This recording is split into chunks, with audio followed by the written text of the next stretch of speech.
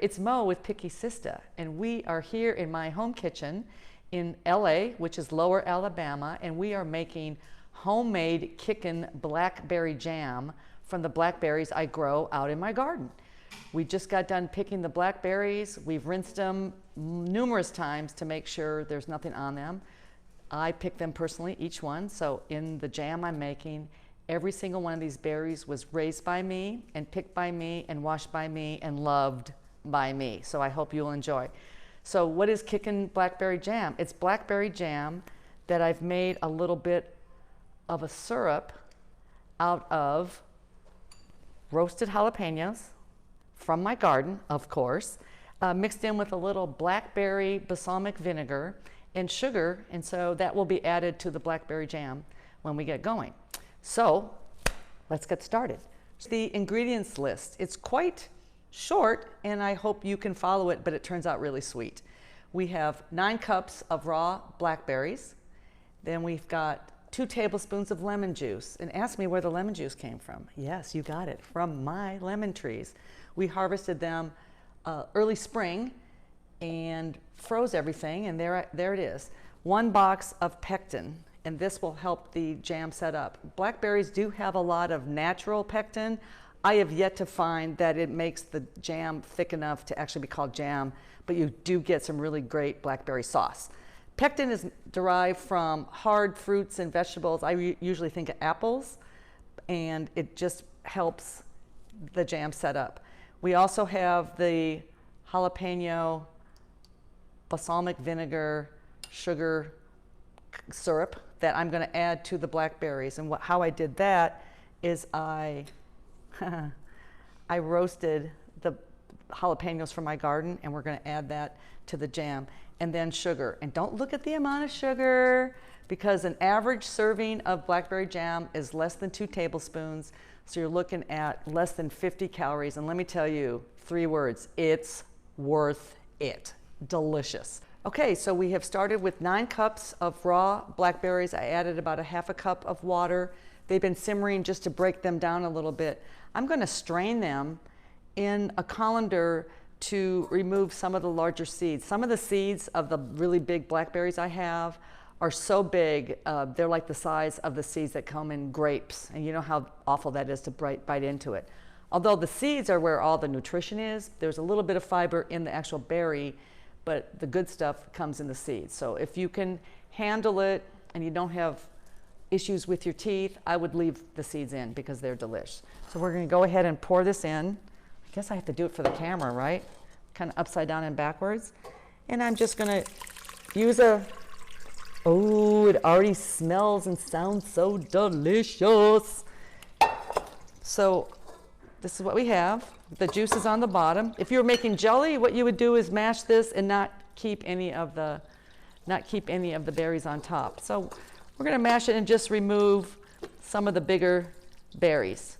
Once those are all removed, we'll pour everything back into the pot, add my jalapeno sauce, the lemon juice, and the pectin. And once that gets all mixed in, then we add the sugar, and then we're almost ready to go. Okay, we are here back at my stove, and I can show you we have exactly 5 cups of berries, a little bit of lemon juice, I have 2 tablespoons of lemon juice, and we put in about 1/4 cup of the jalapeno compote. The jalapeno compote, how I made it, 3 roasted jalapenos, half a cup of sugar, and a couple tablespoons of balsamic vinegar. I happen to have some blackberry balsamic vinegar, but you don't have to use the vinegar at all. I like to make it because it's so delicious.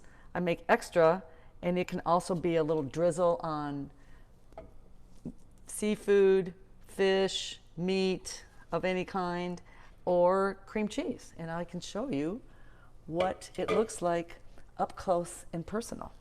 Yum, yum, yum. So we've got our canner going here.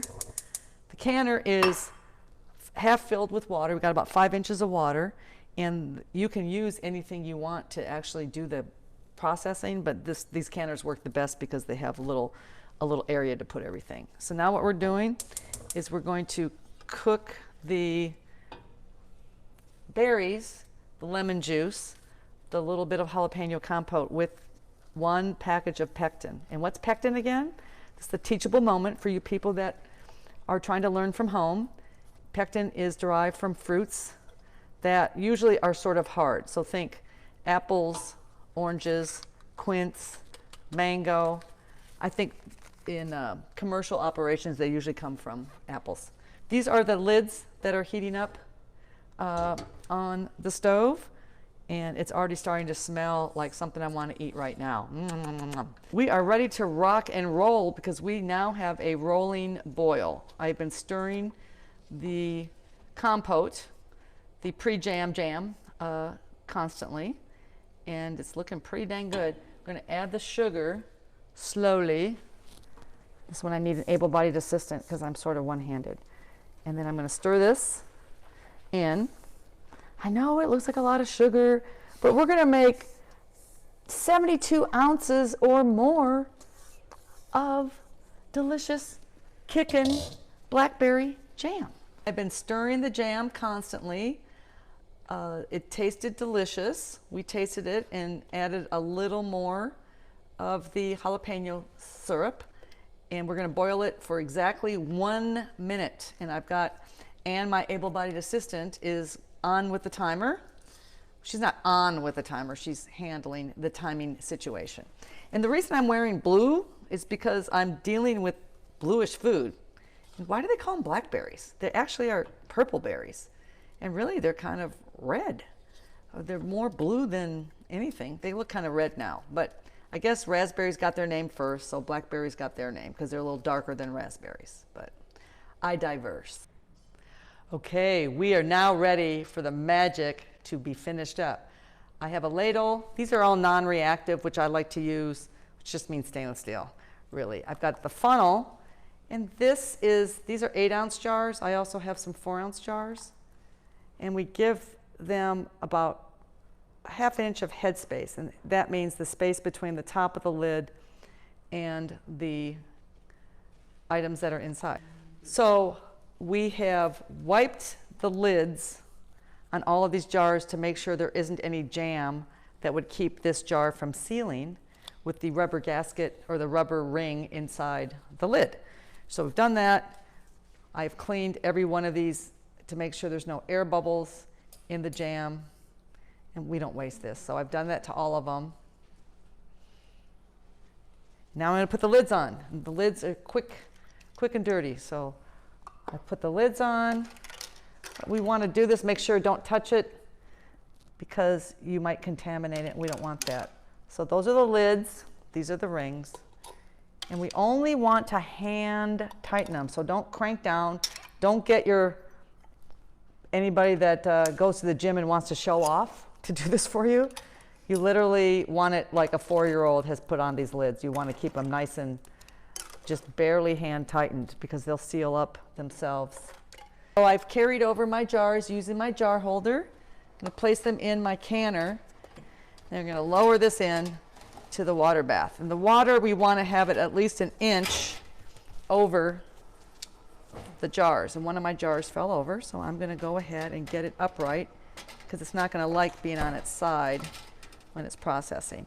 We put the lid on and we keep these in this boiling water bath, hot water bath, for 10 minutes. See you in a bit. 10 minutes is up, and I've got my able-bodied assistant, Anne, is getting the jars out of the hot water bath using the jar grabber, and just for safety, because these are hot at 220 degrees, she's got a silicone oven mitt just in case for some reason it would slip so she doesn't hurt herself.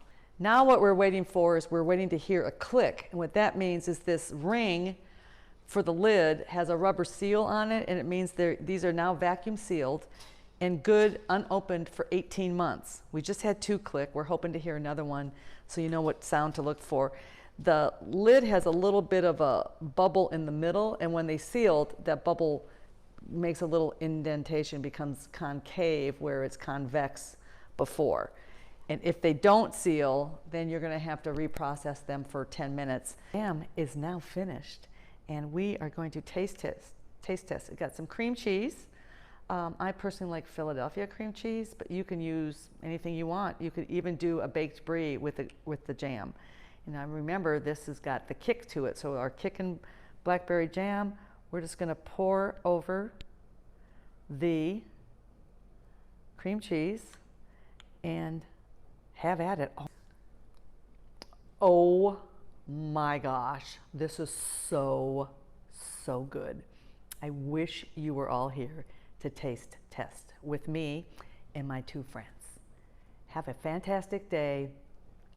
Come back, make sure to like my channel and check out my other videos. We'll see you next time. Bye-bye.